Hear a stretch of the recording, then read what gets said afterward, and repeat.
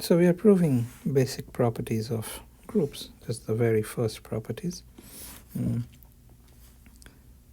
It's collected in this lemma below. We still left the definition up here. G is a group. If A, B, C are elements in the group such that A times B is A times C, then B is C. So you can cancel. If you have this, then you can cancel A from the left. And similarly, you can cancel from the right. And the proof basically is that there's an inverse to A. You just left multiply by that inverse on both sides, and that makes it go away. That's essentially the proof. We wrote it down last time. Then I had this little result that the identity is unique, part C. Means what? Means if you have E and E prime in the group, both of which serve the role of identity, then they better be the same. So there can be only one element in the group which satisfies this property. Let's write down a proof of that.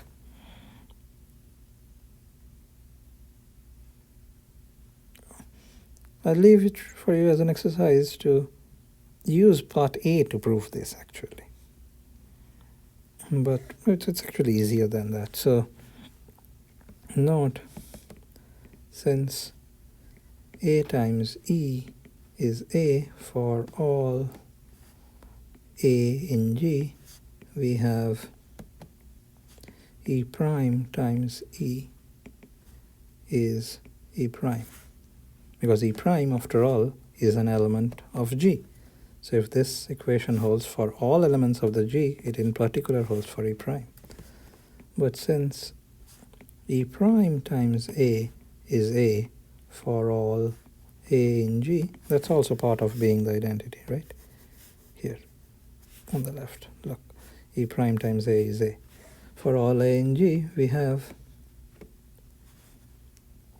E prime times E is E, because this equation holds for all elements of the group, so in particular it holds for E. And now what have you got? So E prime times E is E prime on one hand, but it's also E on the other hand. So E is E prime. So that's very quick. Let me erase all this detail. I hope you remember what it means. D is a similar statement. It says that the inverse of an element is unique. The inverse of an element in G is unique. What does that mean? That means, this means the following. That let fix an element in the group. Suppose, what does the inverse mean? It's an element such that when you multiply with it in either order, you get identity. If you have a D like that and a D prime like that, then the D and the D prime are the same. D and D prime are two things in the group such that A times D is identity, but also same for D prime. Sorry, D prime times A. Then the conclusion is D is D prime. That's what, this is what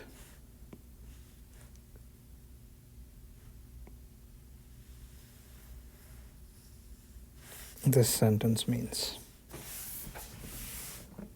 Okay, let's prove that.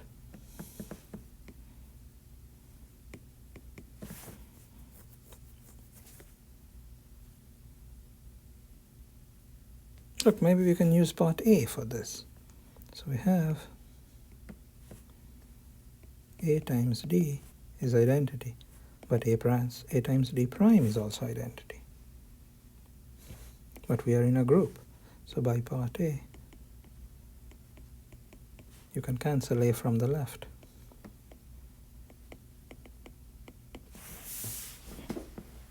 You could prove in other ways as well. In fact, you can show that if you have this,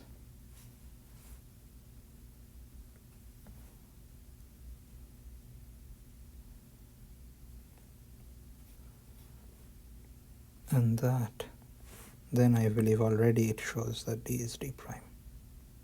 Yep. Well, that's essentially a different proof. But we'll go on. But I want to make one remark before I go on.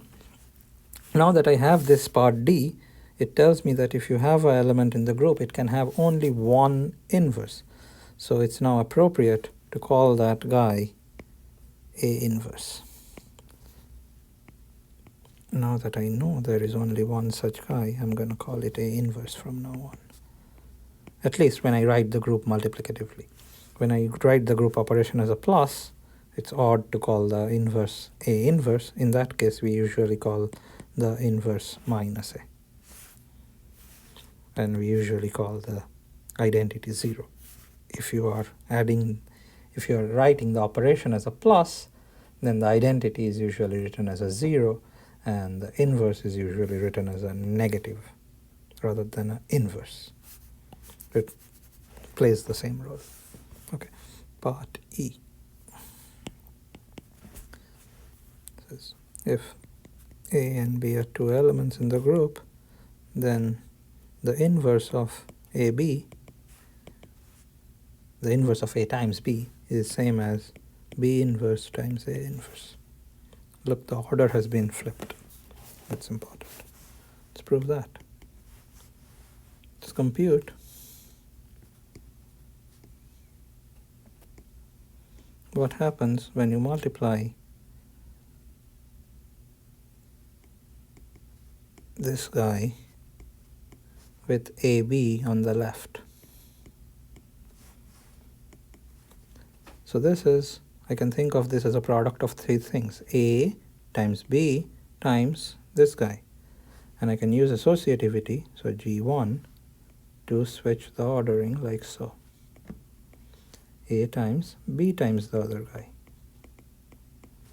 That's by associativity. Again by associativity, I can switch the bracketing inside the parenthesis. So I can write that as B times B inverse times A inverse. And then I can use G2. So this is also by G1. To write this as identity times A inverse. Sorry, not G2, G3, right? Because B times B inverse is identity. And then I can use G2, the identity axiom, to say identity times A inverse is A inverse. And then by G3 again, this is equal to identity. So A times B times this guy is identity. And you can check, verify exactly in the same way that if you multiply them in the other order, you also get identity. But what does that say? That says that this element, B inverse times A inverse, works as an inverse of AB. This is a guy which when you multiply with AB in either order, you get identity.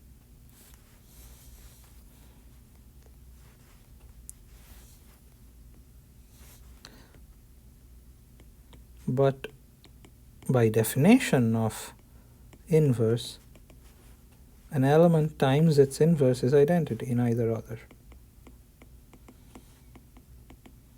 So now I have this guy, B inverse times A inverse, and this guy, AB inverse. And both of them serve as inverse of AB. But we just proved in part D that the inverse is unique. So now part D implies that these two guys have to be the same.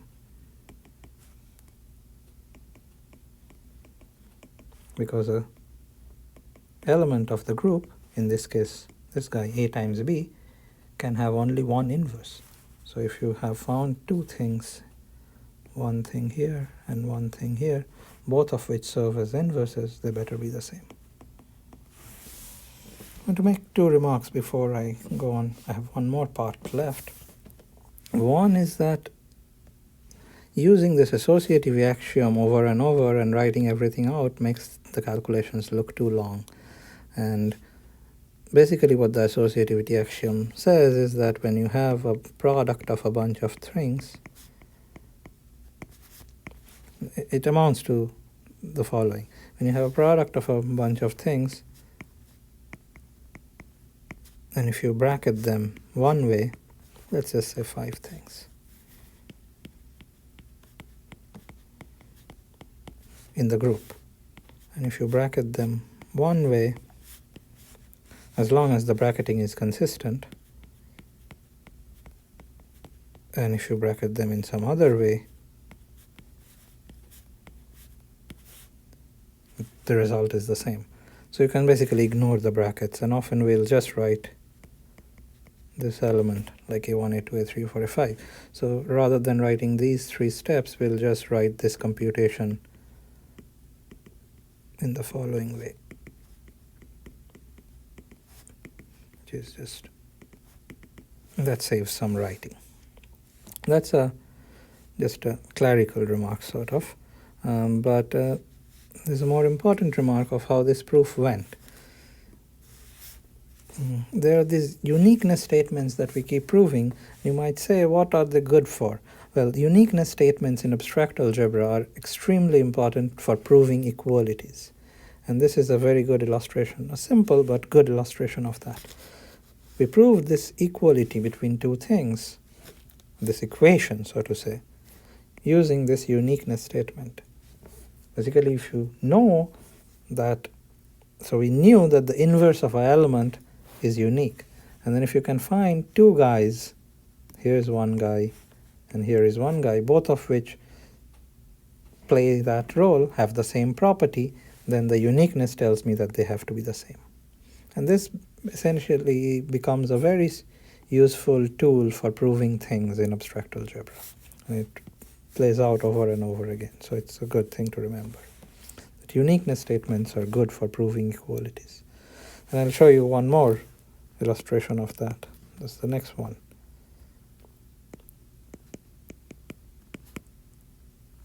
The inverse of an element is the element itself. And maybe proof of f right here, you note what happens when you multiply A inverse with the inverse of A inverse. By definition, A inverse of A inverse is a thing which when you multiply with A inverse, you get the identity.